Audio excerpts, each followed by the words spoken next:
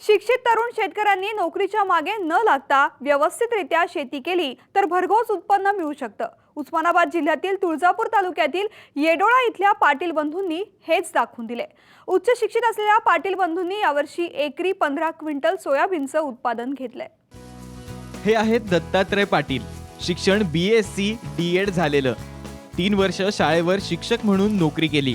मात्र 5 ते 6 हजार रुपये महिना पगार मिळत असल्यानं शिक्षकाची नोकरी सोडून दिली। उच्च शिक्षण घेतल्यानंतर पाटील यांनी शेतातच काम करण्याचा निर्णय घेतला आणि मागील 4 वर्षांपासून ते शेती करतायत। उस्मानाबाद जिल्हा मागील 4 वर्षांपासून दुष्काळाच्या झळा सोसणारा जिल्हा। यावर्षी जून महिन्यात चांगला पाऊस झाला। पाटील यांनी 15 एकरांवर सोयाबीनची पेरणी केली। निम्म्या क्षेत्रावर ट्रॅक्टरच्या सहाय्यानं तर निम्म्या क्षेत्रावर बैलाच्या सहाय्यानं पेरणी केली। परभणी 162 या सोयाबीनच्या वाणाची त्यांनी लागवड केली। सोयाबीनच्या लागवडीमधून यावर्षी त्यांना चांगलाच फायदा झालाय। नोकरी करून बघितली 2-3 वर्ष, पण नोकरीत काय परमनंट नसल्या कारणानं आणि 4-5 हजार पगारापेक्षा आपले वडिलोपार्जित जमीन आहे त्यामध्ये कसतोय। मग मी यावर्षी जून 14ला सोयाबीन जवळजवळ 20-22 एकर सोयाबीनची पेरणी केली। त्यामध्ये कॅलिफोर्निया वंडर या जातीचं एक वाण घातलं आणि परभणी सीडचं 162 हे वाण घातलं। दी पेरणी ट्रॅक्टर साहाय्याने केली, अर्धी बैल जोडीवर केली। तर पेरणी झाल्यानंतर 21 दिवसांनी त्याला क्लोरोफॉरिफॉसची पहिली मात्रा दिली आणि नंतर प्रोफेनोफॉसची एक फवारणी केली आणि त्यानंतर 5204ची एक फवारणी केली।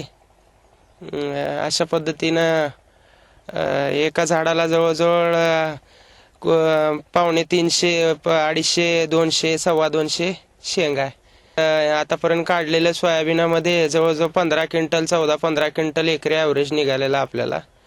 इथूनही पुढं अजून 7-8 एकर काढलंय, अजून 7-8 एकर काढायचं बाकी आहे। त्यामध्ये तितकं निघाल सोयाबीन एवढी अपेक्षा आहे। दत्तात्रय पाटील यांचे लहान बंधू दिगंबर पाटील। दिगंबर पाटील यांचं शिक्षण देखील M.Com पर्यंत झालेलं।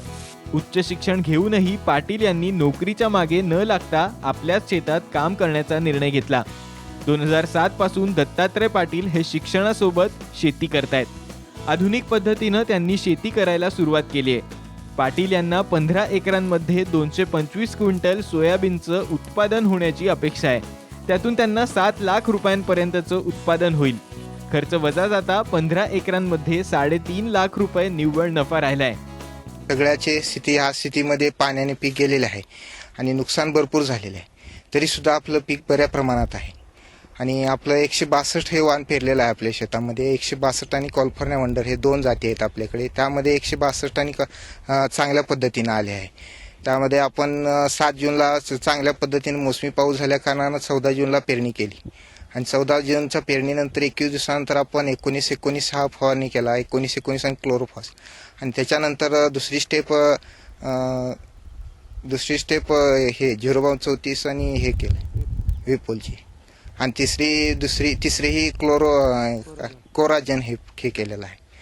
तरी सध्या स्थितीमध्ये बऱ्यापैकी उत्पन्न निघण्याची अपेक्षा आहे।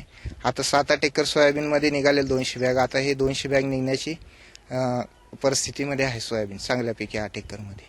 पण सध्या स्थितीत माझ्या माहितीप्रमाणे नोकरीत न वळता सगळ्यांनी शेती करण्याकडे दृष्टिकोन शिकलेल्या व्यक्तींनी करावा अशी माझी अपेक्षा आहे। उच्च शिक्षण घेऊनही प्रत्येकालाच नोकरी लागेल याची शाश्वती नाही। त्यामुळे शिकलेल्या तरुणांनी शेतीला व्यवसायाची जोड दिली तर शेतीतून सुद्धा चांगलं उत्पादन घेता येणं शक्य आहे। संतोष पवार, साम TV, उस्मानाबाद।